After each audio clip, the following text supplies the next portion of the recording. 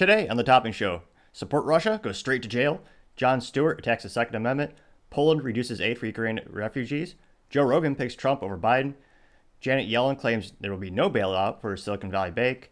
Amazon drones fail to launch. Saudi Armco hits record profits, actually the most profits in publicly traded history. All that and much, much more on the Topping Show.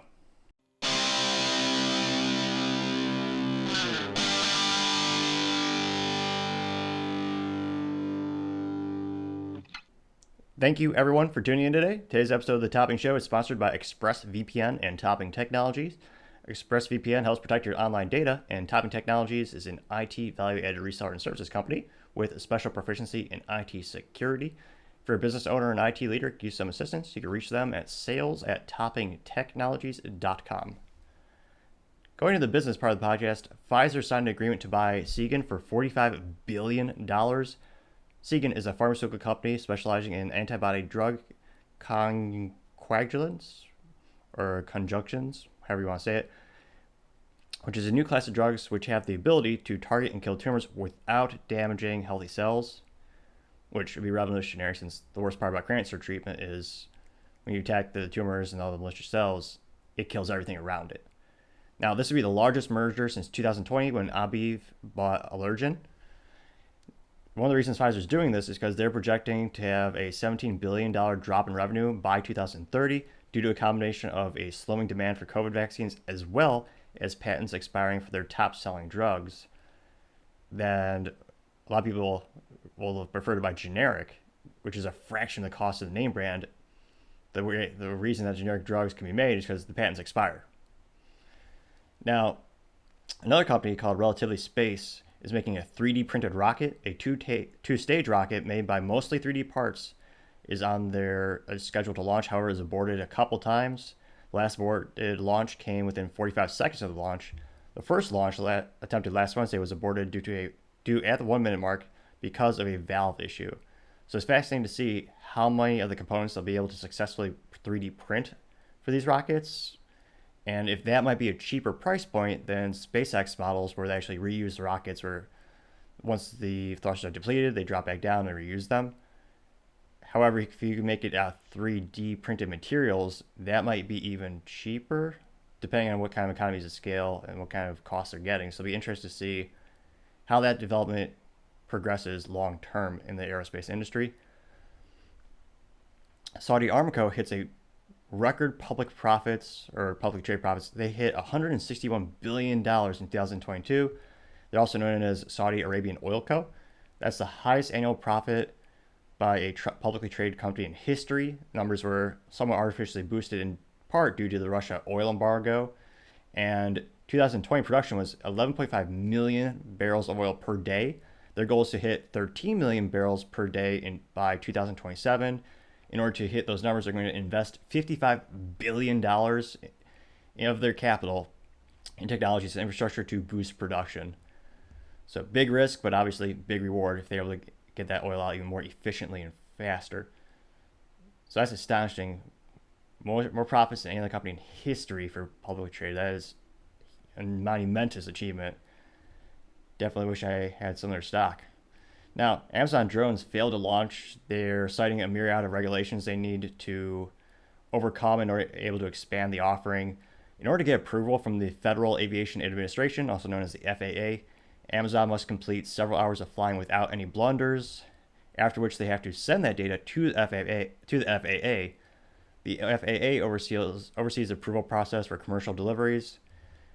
The current sample size, or the current trial run, some might say, is only limited to 2 cities in the United States. Those 2 cities for the Amazon drones being College Station in Texas and Lockford in California. And even more difficult for the Amazon drones and logistics is the FAA stipulates that the Amazon drones can't fly over roads or people. With the sample size of those 2 cities, only 1,400 people have signed up for the service. Those 2 homes are actually right next to each other, oddly enough, and they are delivering to those 2 homes that are located less than a mile away from the Amazon facility. So a pretty small sample size. They'll be interested to see how they're able to expand it once they can show the FAA the data where they could show there are not any catastrophes when they're using these technologies. According to the culture section of the podcast, Jon Stewart attacks the Second Amendment with an interview with a Oklahoma Republican Senator Nathan Dan. A couple things Jon Stewart highlighted in the interview, which many pushed back on after even just a minute of research on the internet.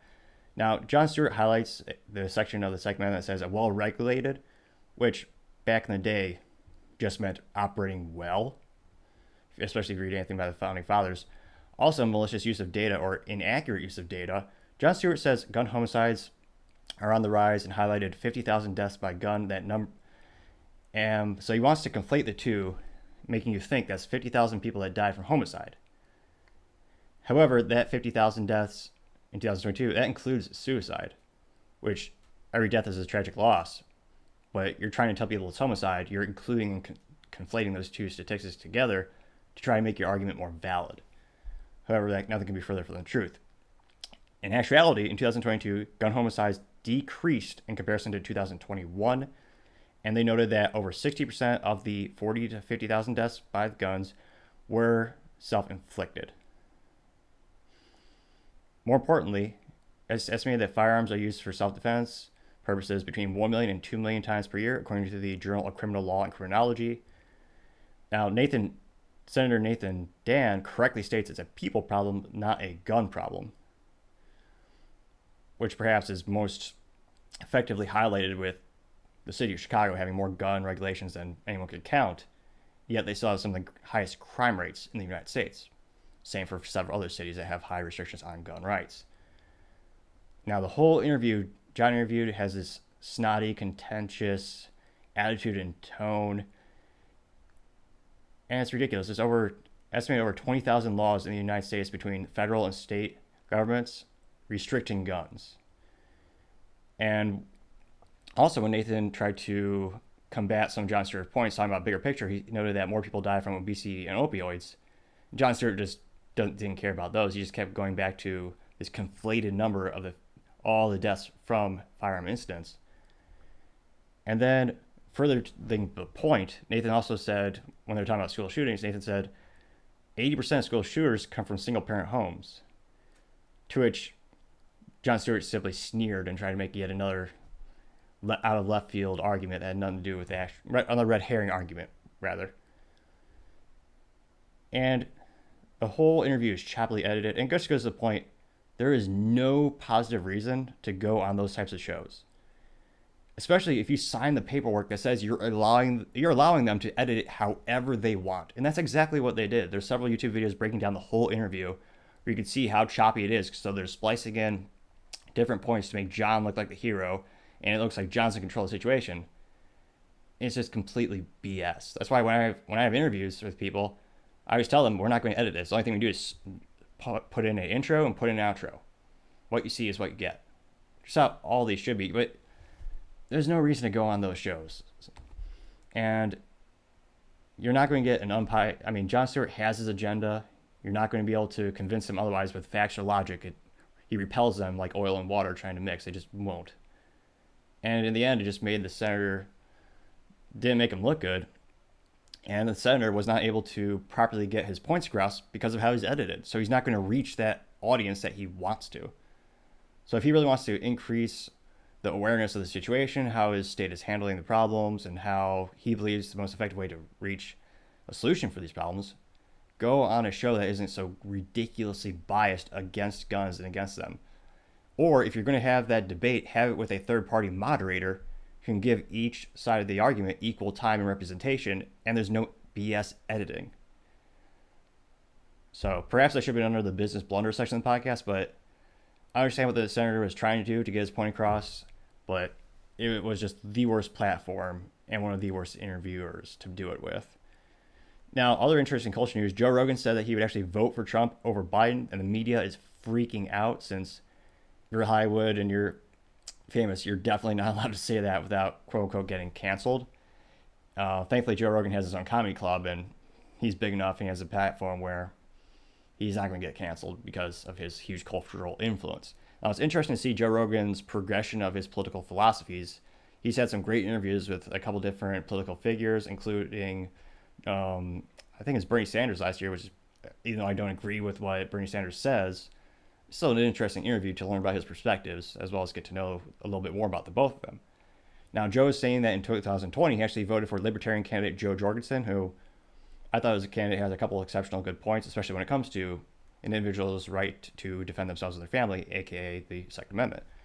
Now, previously, Joe Rogan said that he wouldn't vote for Biden, but he also wouldn't vote for Trump.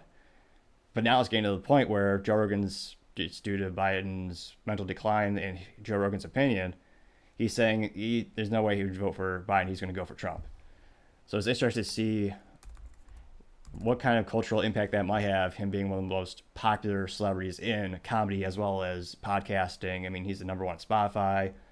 And for most of my life, every traditional celebrity was a monolith. They really didn't deviate much from their beliefs. It was all, they had the same line card and they just repeated the same talking points. So it's refreshing to see a different opinion in the public light, and hopefully get to share more of those ideas and learn more about those perspectives. Now, interesting with the global community, going to the politics, Poland said they are going to reduce the aid for Ukrainian refugees in half. They noted inflation as one of the contributing causes.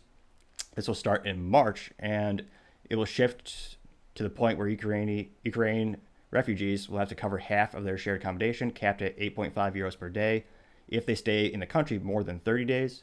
Poland had announced this in December, but they had such a visceral public backlash against this, they backed off until more recently. Going May forward, refugees will have to account for 75% of their accommodation cost if they're expected to stay more than 180 days. However, you don't have to worry about this if you are a child, pregnant woman, or just pregnant, single parent, or parents with kids under 12, or the elderly. So there's a lot of carve-outs, and obviously for certain situations you want to have more accommodation than others. But it'll be interesting to see, like, what's the actual percentage of people that will actually be impacted by this? Is it 5%, 10%? I mean, basically just single guys, I mean, are only going to be affected by that. So it'll be interesting to see if this has any impact on their budget at all, since who knows how small that sub-segment is. Now, Ukrainian refugees have also been given a myriad of other benefits, such as free access to healthcare, public transportation, and child care subsidies and child subsidies. Poland spent an estimated $8.36 billion on Ukrainian refugees in 2022. The European Union told Poland not to make refugees pay for their own accommodations. It's coming out of Poland's own pocket. Although those are rookie numbers. They gave $8.6 billion, and we've given near, $100 billion? So U.S. is number one. Now, other political news. Janet Yellen, the U.S. Treasury Secretary, she said there will be no bailouts for Silicon Valley Bank, apparently. She noted that the government would assist the regulators in their attempt to protect depositors, but claims there will be no official federal bailout. I'm kind of skeptical just on the historicals of companies getting bailed out by the U.S. government. Both Obama and Bush introduced bailouts for investment and commercial banks during the Great Recession of 2008, which was caused by subprime mortgages. So she's saying that, but with so much money riding on this and the ripple effect of so many, just a momentous amount of businesses that are currently using that banking entity, it'll be interesting to see if they stick to their guns, they don't provide any official aid, or what happens to the situation with so many businesses potentially just having no money. Their deposits if they're not having the deposits insured, they might never get that money back. And depending on what percentage of your total savings or total dollars are in that account, could be detrimental. Other political news. Say you support Russia, go directly to jail. This is coming from many of the countries in the European Union. Specifically, there's an instance where a 59-year-old woman by the name of Marzna T, she was in Poland. She faces up to 5 years in prison for posting pro-Russia and pro-Putin beliefs on Facebook. And which is ridiculous in my opinion, because again, I might not agree with anything Putin or Russia is doing, but you should be able to have the freedom to express your thoughts and feelings. However, they're not the United States. They really don't have many freedoms in that regard. There's no First Amendment there. And specifically, between February and May in 2022, she praised the Russia invasion of Ukraine. She noted, quote unquote, "For freedom, this is what Putin is fighting for his people," quote unquote. She also wrote and claimed that, quote unquote, President Putin leads all nations oppressed by Zionism. He leads all Slavs. Maybe Poland will free itself from the power of these torture. So she kind of shoots herself in the foot with her credibility with the whole Zionism thing, which I find disgusting, repugnant. But she again, it's disgusting, but no human should lose the ability of freedom of speech. Now, going back to this case, the judge is actually commissioned a psychiatric evaluation to see if she was sane when she made those posts. And her argument is she is noting that she made that statements because she was triggered by, quote unquote, fear of war and fear for the children, which are rational points. War is never good for anyone. There's going to be a lot of collateral damage. It's a sad thing. I would suspect many people would have a visceral reaction of any war, especially if it's in your country or a country right next door. So she's perhaps trying to use the argument of I wasn't sane at the time, so you shouldn't prosecute me. Now, more recently, she noted that, quote unquote, I'm against the war. Putin's message before the outbreak of the war did not show that he was striving for it. There was only talk that the rules were violated and NATO troops approached the borders of Russia. So she's making the point that she also had the information given to her at the time it was Russia being aggressed. That's her perspective. And that's what she was understanding at the time. And it'll be interesting to see how many years they throw her in jail for a Facebook post, which is just ridiculous. And this is no way unique only to Poland. In Germany, they made it a criminal offense for anyone to post pro-Russia activity using the letter Z, which has nothing to do with World War Z. I did Google that much, or Brave Search more appropriately. And that's because that Z, the letter Z, has become a rallying symbol for the Russian soldiers because they've been marking that on vehicles in order to prevent friendly fire. Now, you go to jail just for posting that one symbol in Germany. They just really have it out for grandma this week. A 68-year-old woman in Ireland was jailed for 16 weeks for allegedly calling refugees rapists and criminals when she was in a hotel lobby. She vehemently disagrees and denies that. Her perspective and what she says officially, she noted that she went to the hotel and she demanded to know how many Ukrainian refugees were there, which is also an odd question in and of itself. But yeah, she's in jail for 16 weeks. Again, saying something disgusting and I don't agree with, but they threw grandma in jail just for saying something out loud in public. Which again, just goes to show you that the United States is still the best country when it comes to freedom of speech. It's the only country that has it enshrined in the Constitution and the foundation. And it's scary, concerning, and disgusting to see other nations jail people for their political beliefs. Again, you shouldn't have to be in a monolith and all follow the same thought track. You should just be able to have that belief. And it's concerning because controlled speech, compelled speech, is straight out of 1984, the most dystopian hellholes you ever heard of if you read any science fiction book. Having the threat of speech under attack is disgusting. And perhaps that should be a business blunder of the week. That's more political. However, hopefully more countries enshrine the First Amendment and give people the freedom to say what they want. Because the best ways to spread good ideas is to have the free exchange of ideas, have open debates, and hopefully we see more of that.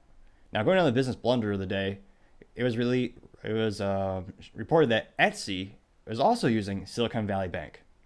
And think of them as Amazon.com, but for more boutique handmade items. A lot of artists and creative people use it.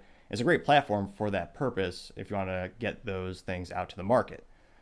Etsy is telling their users to expect delay in payments, and they also revealed that they're using Silicon Valley Bank to facilitate the payment processes, as well as Etsy just using it as a traditional checking account.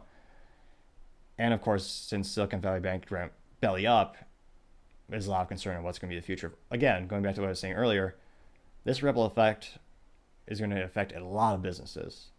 And hopefully they're able to ride it out appropriately and survive. But Etsy using Silicon Valley Bank, that is the business blunder of the day. Thank you everyone for tuning in today. If you'd like to see more content like this, don't forget to like, subscribe, and comment. And also don't forget to Tell your family, tell your friends, tell your coworkers, heck, tell your enemies, tell anyone. Just stay safe and fight the good fight.